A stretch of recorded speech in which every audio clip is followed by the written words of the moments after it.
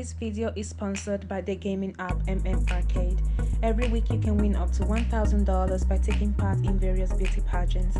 Download today to receive 3,000 cash to join any category of your choice. You can download Arcade from Google Play Store. Hello, queens and princesses.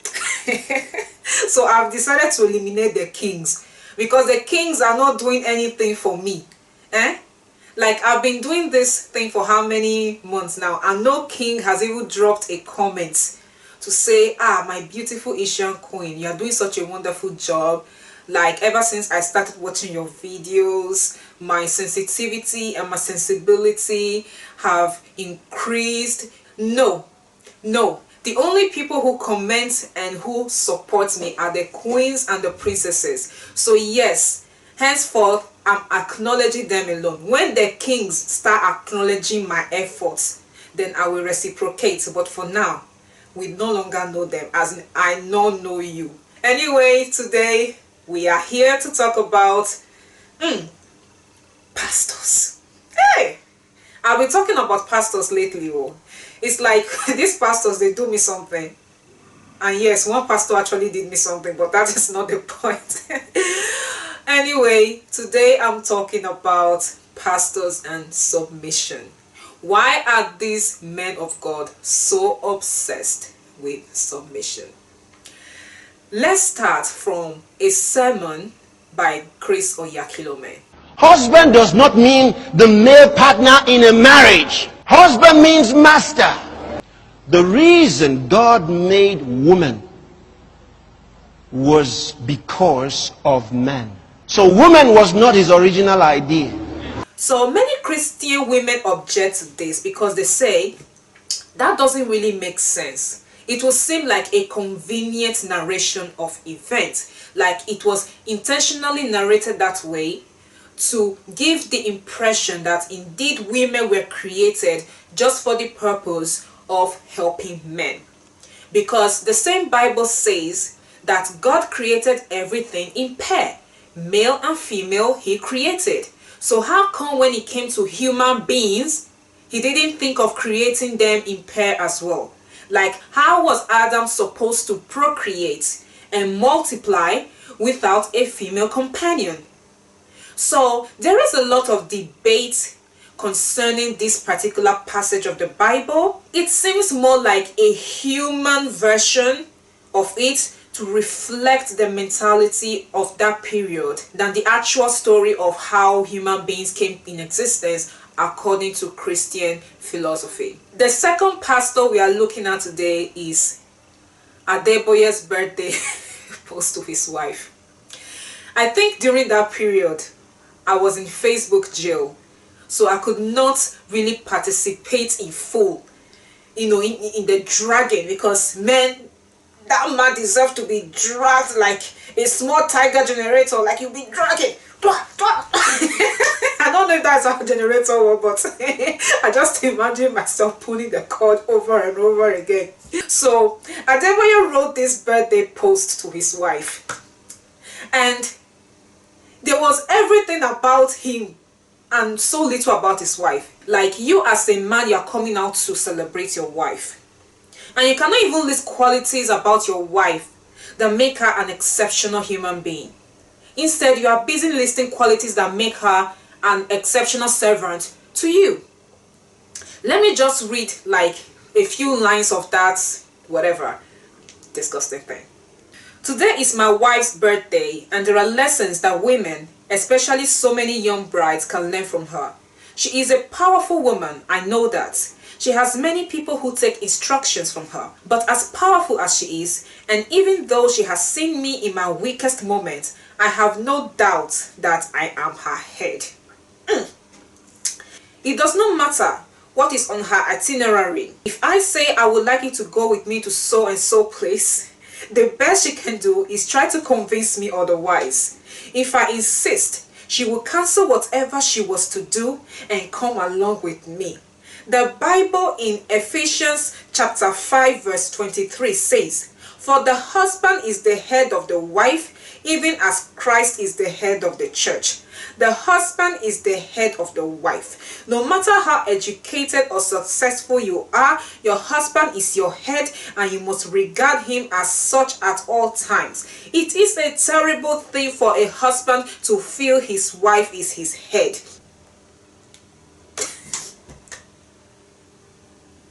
Seriously, like someone actually wrote this on his wife's birthday.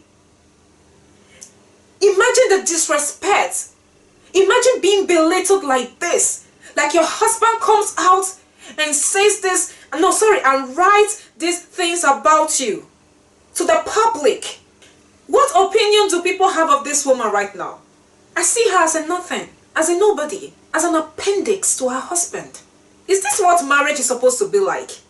Is this what we are supposed to, aspire to? And the fact that he doesn't even keep the, advice to himself. No. He's advising us, the young brides. Yeah, because me, I'm a young bride too. Now one day myself, I feel married now, I feel become young bride. So now I'll come sit down, come say now the boy advice I won't take. Because this head where I get, this head that is occupying this whole space of my body, it is not enough for me. It's not even that I'm adding his own to my own.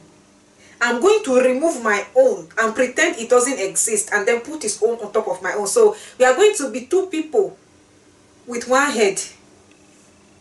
That is a monster. What if the man's head is not correct? These pastors, they should fear God. Anyway, this is not even the end because another pastor there again. Let me read that one for you. So Oyedepo took to Twitter and wrote, "The only way to a fruitful marriage is total submission on the part of the wife. Until it is in place, every other thing she tries to do will be out of place. A woman who refuses to submit to her husband is disobeying God. As a woman, you might even be a minister of the gospel, and your husband is not. The word of God still says to submit yourself to him. A submissive woman is precious in the sight of her husband." Ephesians chapter 5 verse 22. Hey! Apostle Paul. Apostle Paul wrote Ephesians. This Apostle Paul, he was not even married though. And then these same people, these same pastors will tell women that are not married that they shouldn't have opinion about marriage. But they are carrying the words of a man that was not even married on top of their head. And they are trying to push the same thing inside their wives' heads. So this tweet that Oyedepo tweeted caused plenty kasala. Daddy Freeze replied. Then after Daddy Freeze replied, one pastor, Ibi Abi Boy, whatever his name is, decided to wage war against Daddy Freeze. And before you know, it was Clash of the Titans. But that is a topic for another day. Like, why do they want women to submit so badly? Let me just say that the Bible was written over 2,000 years ago. And it was written based on the limited knowledge that the people had at that time. And it was also based on the social structure of the people of that time. So we need to understand that the patriarchy and misogyny no be here. The Bible was written at a time where women were not even considered human beings.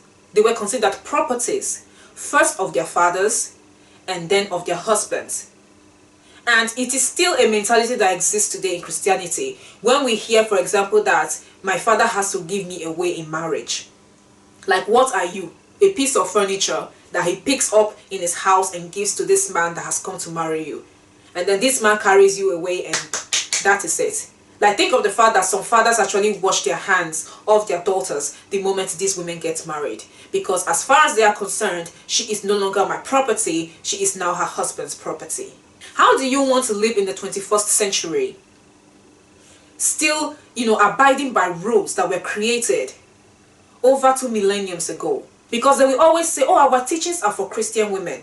But we know the truth. If you're not a Christian woman or you're not a Muslim woman, you are a lost woman. These religions, Islam and Christianity, are just like tools of control. They are to control the poor. They are to control the uneducated. They are to control the illiterate. They are to control women. They are to control children. And so if any of these groups of people decide that they do not want to subscribe to these religions, what happens? They might create a disharmony in the society, which will inevitably lead to a change. If there is something that these men of God do not want, is change. Change will see them being erased, or see them be relegated to a position where they no longer have any power or influence on the people. And you will say, what has this got to do with women? Women are like 49 to 50% of the population. Imagine if you are able to control half of the population. The progress of a society, the emancipation of a society, the power of a society resides in the way women are treated. Go and check it. Do a research. The better women are treated in a nation, the more progressive that nation is. Take my word for it. So as you can imagine, Nigeria is not progressive. If we still have men of God coming out to say these kind of things with full confidence, you can imagine what the hell is going on in our everyday life in that country. Let me close this video by answering one important question. Can you be a feminist and a Christian? I always say that at the end of the day, it's your personal choice. But then you have to be very conscious as a man or as a woman that you will have to do a lot of compromising, because your religion is clear about the position of women in the society, about their position at home, about their position in the church. Unless you do not feel like a hypocrite or guilty or even stupid when you subscribe to a religion that clearly says you do not matter, or when you matter in a way that is negative, then carry on. That is all I have to say for today. Thank you so much for watching this video. See you in my next video. Bye bye.